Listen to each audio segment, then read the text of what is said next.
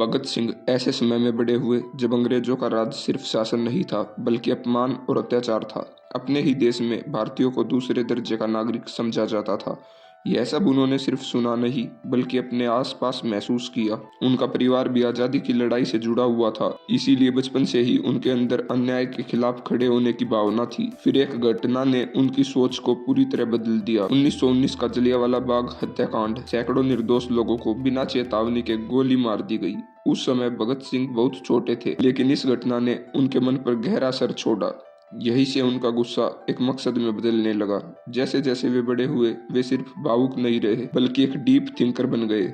उन्होंने राजनीति, क्रांति और समाज के बारे में बहुत पढ़ा। उनका मानना था कि आज़ादी का मतलब सिर्फ अंग्रेजों को हटाना नहीं बल्कि एक फेयर और इक्वल सोसाइटी बनाना है।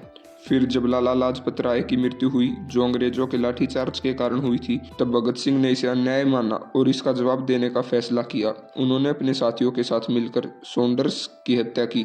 यह कोई अचानक किया गया काम नहीं था बल्कि एक सोच समझ कर लिया गया कदम था। इसके बाद वे छिप सकते थे, लेकिन उनका उद्देश्य सिर्फ बचना नहीं था। कुछ समय बाद भगत सिंह और बटुकेश्वर दत्त ने केंद्रीय विधानसभा में बम फेंका, लेकिन यह बम किसी को मारने के लिए नहीं। वे वहीं रुके और खुद को गिरफ्तार होने दिया। क्यों?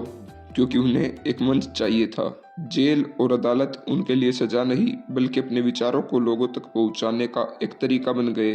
उन्होंने कैदियों के अधिकारों के लिए भूख हड़ताल की और अपने विचार पूरे देश तक पहुंचाए। धीरे धीरे पूरा देश उन्हें जानने लगा। फिर उन्हें फांसी की सजा सुनाई गई। उनके पास मौका था कि वे माफी मांग ले या सजा कम करवाने की कोशिश करे, लेकिन उन्होंने ऐसा नहीं किया क्योंकि वे समझ चुके थे कि अगर वे जिंदा रहते तो शायद उनकी कहानी वही खत्म हो जाती, लेकिन अगर वे बिना डर के फांसी को स्वीकार करेंगे तो उनकी कहानी पूरे देश में फैल जाएगी और लोगों में जुनून पैदा होगा। और यही हुआ। 23 मार्च 1931 को सिर्फ 23 साल की उम्र में उन्हें फांसी दे दी गई, लेकिन उनकी मौत के बाद उनका प्रभाव और बढ़ गया। लोग प्रेरित हुए, युवाओं में जोश आया और भगत सिंह एक इंसान से बढ़कर एक प्रतीक बन गए। उन्होंने मौत को नहीं चुना था, उन्होंने ऐसा बलिदान चुना था जो पूरे देश को जगा सके।